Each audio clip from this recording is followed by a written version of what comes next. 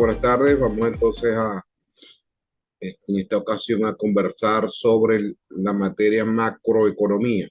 Un placer saludarles. Mi nombre es Joel Hernández. Vamos a estar compartiendo en estos 40 minutos aproximadamente las nociones básicas de lo que es la macroeconomía. Ya en su material hay algo de conectar, hay algo ya publicado que deben ir haciendo, conceptos de macroeconomía y cómo se divide la economía y todo esto. Vamos a explicar algo de eso hoy, en estos momentos, y un segundo encuentro ahondamos más en lo que son las variables macroeconómicas, ¿no? Entonces vamos a comenzar eh, explicando o conversando lo que es la economía. Ya lo hemos conversado, lo han visto quizás en otra materia. La economía básicamente es la ciencia social que estudia al hombre en su lucha por resolver el problema económico, en su lucha por satisfacer sus necesidades, ¿ok? Es la forma con que el hombre trabaja o cómo el hombre puede obtener ingresos, dinero, para comprar sus bienes o servicios eh, necesarios para poder sobrevivir, ¿no? La economía, en esencia, o la macroeconomía, en esencia tenemos o va a depender de lo que es la economía, depende de lo que es la macroeconomía y la microeconomía. La macroeconomía básicamente estudia el funcionamiento global de la economía como un conjunto integrado para así poder explicar la evolución de los agregados económicos. En esencia, la economía va a estudiar todo lo concerniente a la actividad económica de los países, de las naciones, la, todo lo que es las variables macroeconómicas. Como digo yo, son variables que no podemos controlar porque son variables mundiales, nacionales, que de alguna u otra forma siempre afectan el entorno diario de cualquier país, ¿no? La contraparte de la macroeconomía es la microeconomía, que es lo que llamamos la economía de empresas, donde vamos a estudiar fenómenos más medibles o más cuantificables, como son los costos, precios, oferta, demanda, mercados, entre otras cosas. La macroeconomía, ejemplo de lo que es estudiar la macroeconomía, vamos a estudiar lo que es el Producto Interno Bruto, esa famosa frase llamada PIB, ¿ok? Producto Interno Bruto, el Producto Nacional Neto, Producto Territorial Bruto, todas estas medidas de riqueza o de crecimiento económico que puede tener un país en un momento determinado y que en su momento, en las próximas clases, los vamos a estar ampliando como tal, ¿no? Vamos a estudiar lo que es la inflación, vamos a ver, por ejemplo, los tipos de inflación, ¿ok? Con qué es la inflación, qué significa, cómo se mide, cuáles son los tipos de inflación que hay. En Venezuela constantemente se habla de inflación, vamos a hablar un poco qué es eso. Vamos a hablar del desempleo, del empleo, de la tasa de desempleo, ¿ok? De la población económicamente activa, de las personas que están en capacidad de trabajar, de producir y que entran dentro de lo que es la tasa de empleo de un país. Vamos a hablar de esa relación que hay entre lo que vende un país fuera de su frontera y lo que compra un país para su consumo interno. Eso lo vamos a denominar exportaciones e importaciones. La relación de ambas es lo que vamos a llamar el saldo de la balanza comercial o el saldo de la balanza de pagos. Cuando los saldos son positivos, vamos a hablar que hay un superávit en la balanza de pagos. Cuando los saldos son negativos, hablamos que es un déficit en la balanza de pagos. Eso también son aspectos macroeconómicos que vamos a estar conversando en esta cátedra. Vamos a hablar de lo que es la deuda privada, la deuda pública, el déficit público, la tasa de desempleo, entre muchos otros conceptos importantes que quizás son de conocimiento público, de conocimiento diario por parte de ustedes, o de conocimiento no,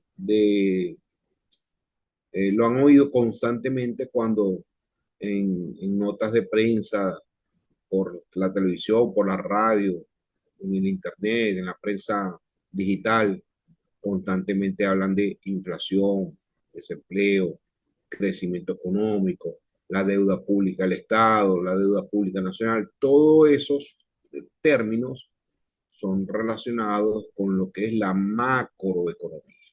¿Ok? Continuamos adelantando un poco estos conceptos y decimos que en un sistema económico básicamente está la economía interna, la economía externa, que es las relaciones económicas del país con respecto a otros países, las empresas, la familia, el gobierno, y básicamente todo lo que es relación, que todas a ver, las medidas que un Estado, que un gobierno, vamos a hablar en este caso como está en la lámina, toma para regularizar la actividad económica en un país son medidas macroeconómicas. Entonces la economía, los objetivos macroeconómicos de cualquier país es básicamente estos cuatro que indicamos en la tabla. El crecimiento económico, el empleo, los precios, el comercio exterior. ¿Okay? El crecimiento económico se mide a través del aumento que pueda tener el Producto Interno Bruto. Y ese Producto Interno Bruto va a estar regularizado o regido por las políticas fiscales, las políticas monetarias. Todos estos temas los vamos a estar conversando y detallando en las próximas, en los próximos temas. Luego hablamos del empleo. El empleo se va a medir en un sistema económico a través de la tasa de desempleo. Y para regir el empleo, estamos hablando que se utilizan las políticas fiscales, las políticas monetarias, las políticas de ingresos. También hablamos que en cualquier sistema económico se tiene que regularizar o supervisar o controlar los precios. Los precios, el aumento sostenido de los precios es lo que se llama la tasa de inflación. Y para poder controlar la inflación se utilizan políticas monetarias. Y también dentro de los objetivos macroeconómicos podemos mencionar el comercio exterior, que es sencillamente ese intercambio entre lo que exportamos menos lo que importamos. X va a ser exportaciones, M van a ser importaciones, y todo esto se va a regularizar a través de las políticas comerciales que pueda tener un gobierno o un Estado como tal. En esencia, esto es lo que vamos a estar desglosando en las próximas clases, en los próximos eventos, en las próximas unidades, en los próximos cortes, donde vamos a dedicar cada uno de los cortes a los factores más importantes, como la inflación, como es el desempleo y como es el crecimiento económico. Empezamos por el día de hoy a hablar de lo que es la inflación. Como ya se lo he dicho, palabras más o palabras menos, la inflación es el aumento continuo y generalizado de los precios, los bienes y servicios que puede haber en una economía en un momento determinado. ¿Okay? Algunos autores también lo denominan la caída del poder adquisitivo, producto de este aumento sostenido de los precios y servicios que comúnmente adquirimos para satisfacer nuestras necesidades. La inflación se puede producir por distintos factores, hay muchos y es una teoría muy extensa, pero obviamente podemos verlo por problemas de producción, problemas de costos, problemas macroeconómicos y de estructura económica, como puede ser el venezolano, ¿ok? El problema macroeconómico, como puede ser la dependencia del dólar y la poca producción. Entonces, al haber devaluación continua, los precios de los bienes y servicios en nuestro país tienden a aumentar de forma infinita, como hemos visto año 2016, 2017, y para ustedes contar, hoy día seguimos siendo el país con la tasa de inflación más alta del mundo, ¿ok? Estamos ubicados sobre, no tengo la cifra ahorita exacta, pero pasamos más del 1000% de inflación, obviamente medido en bolívares, ¿no? No se puede medir la inflación en bolívares igual que la de los dólares, ¿ok? Para poder medir la inflación de los dólares, yo tendría que ver cuánto ha sido la tasa de inflación en el país dueño de la moneda llamada dólar americano, como lo es Estados Unidos. En Venezuela medimos la inflación en bolívares, porque medimos cómo ha sido el aumento de los precios de los bienes y servicios en Venezuela. Por eso es que cuando vamos a términos porcentuales, lo estamos midiendo, los números son tan elevados. ¿Cómo se calcula la inflación? La inflación básicamente se calcula a través del IPC, Índice del Precio del Consumidor, que es un estudio, una estadística que lleva constantemente el Banco Central de Venezuela para poder tener un registro aproximado de cuánto aumentan los bienes y servicios, tomando en cuenta los productos de la cesta o de la canasta básica. ¿Okay? Ellos constantemente, de forma, vamos a suponer que sea mensual, hay una periodicidad de tiempo, saca su informe donde el índice de precios del consumidor aumenta tanto. Eso significa que los precios de los bienes y servicios que nosotros demandamos han aumentado X porcentaje producto de la situación económica que se puede estar viviendo en el país en un momento determinado.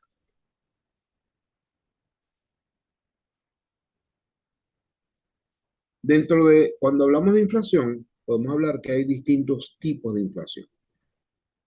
Y en este cuadro que les presento a continuación, se trata de hacer un resumen bastante eh, adaptado a la realidad, pero bastante sencillo a su vez, donde presentamos solamente una clasificación, pudiese haber más de lo que es las variantes de la inflación.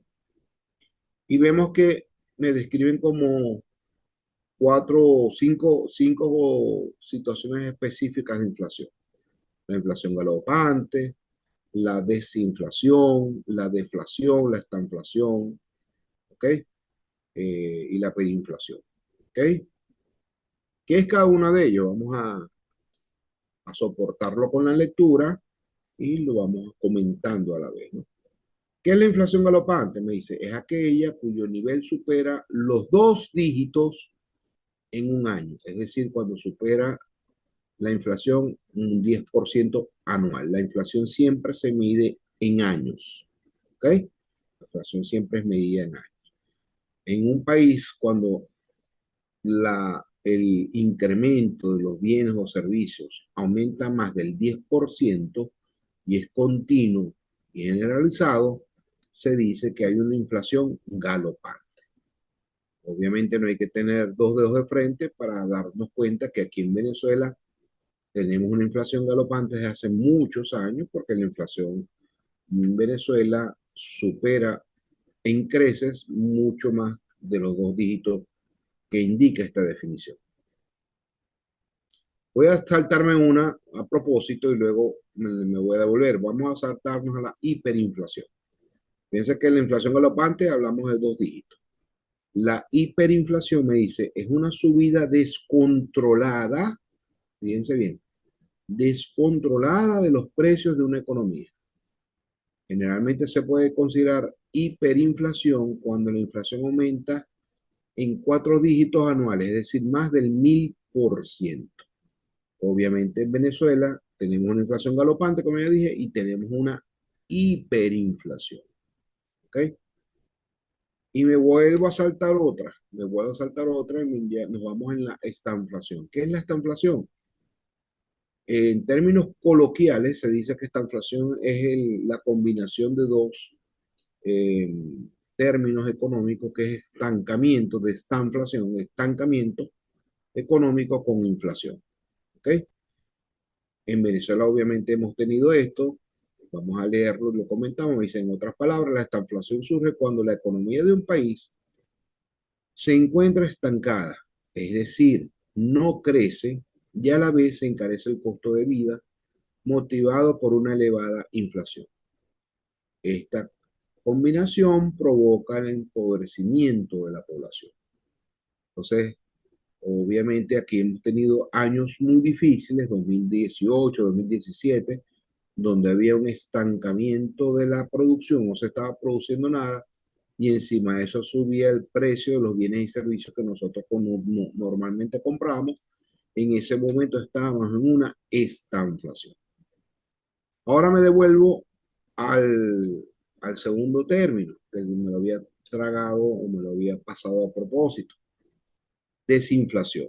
Fíjense que si ven, los invito a que vean, revisen un poco cómo ha estado la evolución de la inflación en Venezuela en los últimos años y se ha desacelerado. No es que dejó de, no es que no hay inflación, sino que desaceleró. Es como si estuviésemos un carro en 180 kilómetros por hora y ahora lo logramos estabilizar a 100 kilómetros por hora. Seguimos estando rápido, pero ya menos rápido. Cuando surge ese fenómeno dentro de la economía, se habla de que hay una desinflación, o sea que de repente ya no estamos en el 2000%, sino estamos en el 900%. Hay una desinflación, se está bajando paulatinamente la inflación que ya llevamos acumulada y que es histórica. Y la deflación también es un poco perjudicial, lo vemos en países como en Japón, entre otros, donde hubo alguna vez este tipo de fenómeno, que me dice que es una contracción de la oferta monetaria que puede, es decir, que en vez de aumentar los precios y ponerse en calupante, en hiperinflación, en esta inflación, bajan los precios, incluso bajan tanto que hay países donde prefieren perder la producción que venderla a un precio tan bajo. Igualmente están perdiendo, ¿no? Pero eso es un poquito lo que significa la deflación. Seguimos en este orden de ideas. Les recuerdo que dejo el chat compartido o el chat a través del aula virtual y el correo institucional, de manera que si quieren hacer alguna pregunta con respecto al material que se ha conversado aquí, me la puedan hacer y con gusto estaré atento a sus preguntas y los atenderé de forma lo más rápida posible, ¿no? Empezamos a hablar de otra variable macroeconómica que es el empleo. ¿Qué es el empleo? Bueno, en todos los países hay personas activas y hay personas que no están activas. Lo primero que tenemos que tomar en cuenta es una sigla que la voy a poner aquí, que es con mayúscula, PEA. ¿Qué es PEA? La población económicamente activa. ¿Qué es esa población económicamente activa? Esa población económicamente activa es cualquier persona que viva en nuestro país que tenga la edad, las condiciones mentales, físicas y psicológicas para integrarse a un puesto de trabajo. Las leyes venezolanas dicen que se puede empezar a trabajar a partir de los 18 años y la edad de retiro creo que es hasta los 65, no lo manejo muy bien quizás. Que aquí al final de la paginita les escribo, la población activa es igual a los ocupados más los desempleados, que todo eso es población económicamente activa. Entonces, definimos la tasa de desempleo como el número de desempleados dividido entre la población activa total, un poco lo que yo les acabo de decir. Y vemos una ecuación que me dice tasa de desempleo es igual al desempleo sobre la población activa. La tasa de actividad representa por la proporción de la población de 18 años o más que participa como población activa, un poco lo que yo les acabo de comentar. ¿Ok? En algunos países, a partir de los 15 años, ya se pueden integrar como como parte de la población económicamente activa. Creo que en Venezuela no, o creo que sí, pero a través de una autorización por representantes a estas personas, niños que tengan menos de 18 años. Entonces, el desempleo me dice, o no, tiene unas características importantes de señalar, que me dice que cabe destacar dos requisitos para formar parte de la fuerza de trabajo: tener edad para trabajar y querer trabajar, cosa que ya se los acabo de decir hace unos minutos atrás. Dentro de la fuerza de trabajo de población económicamente activa, la PEA, que ya lo conversamos, algunas personas tienen trabajo y otras no. Ya le hice mención a eso. Y solamente estas últimas, las que no tienen trabajo siendo población económicamente activa, son las que se catalogan como desempleados. Ahora, el desempleo también se puede clasificar, hay muchas otras clasificaciones además de la que les traigo aquí, como desempleo friccional, desempleo estructural y desempleo estacional. ¿Qué es cada uno de ellos? Por nombrar estas tres, pudieran haber más. Por ejemplo, hoy día que estamos hablando de inteligencia artificial y de grandes adelantos tecnológicos, etcétera, hay muchas empresas que han automatizado sus procesos y eso ha involucrado que muchas personas hayan quedado sin trabajo porque han sido desplazados por la tecnología. Esa persona probablemente quede sin trabajo y tenga que buscar integrarse a otra organización para poder volver a estar activo laboralmente. Ese tipo de desempleo se llama desempleo friccional. La lámina me lo define como la evolución tecnológica de los cambios en la demanda que provoca una continua rotación del empleo. Existe siempre una masa flotante de personas que han dejado han dejado, perdido su antiguo empleo y esperan uno nuevo. Es consecuencia de alguna otra forma, de una adecuada estructura económica. Ya vamos a hablar eso mejor. Luego hablamos del desempleo estructural. Este es interesante. Aquí en Venezuela sabemos que los grandes polos de desarrollo económico es hacia el oriente y el occidente del país y una parte hacia el estado Carabobo y el estado Aragua, eh, que también tiene un aparato industrial medianamente desarrollado. Pero las personas que no están en estos estados, probablemente en esos estados que no les nombré, el desempleo sea mayor y se ve éxodo de personas que pueden emigrar, por ejemplo, de los Andes hacia Oriente buscando mejores puestos de trabajo. Eso es consecuencia de una adecuada estructura económica, como le había leído hace unos minutos. Eso es consecuencia también de sectores concretos de la población activa y zonas con tasa de desempleo superior al promedio. Influye el cambio tecnológico, los factores étnicos, sociales, los desplazamientos geográficos, la actividad económica de la población, entre otras cosas. Eso es lo que llamamos el desempleo estructural. Luego existe también el desempleo estacional. El desempleo estacional, para hacerlo más fácil más de entender, es aquel desempleo donde, por ejemplo, en diciembre las empresas contratan mayor personal porque están en épocas de Navidades, en épocas decembrinas, como lo llaman, y probablemente su actividad comercial sea mayor, el flujo de ventas sea mayor. Pero ya en enero, febrero, ya en enero, dejan de trabajar porque ya bajó las fiestas decembrinas y esas personas que nada más trabajan en diciembre haciendo una actividad específica, por ejemplo, vamos a poner un ejemplo muy típico y criollo. Supongamos que haya una fábrica de hallaca. Esa fábrica de hallaca va a trabajar desde octubre, noviembre y diciembre. Ya en enero probablemente cierren de nuevo sus puertas porque ya no hay temporada de consumo de hallaca, a pesar de que se puede comer en cualquier época del año.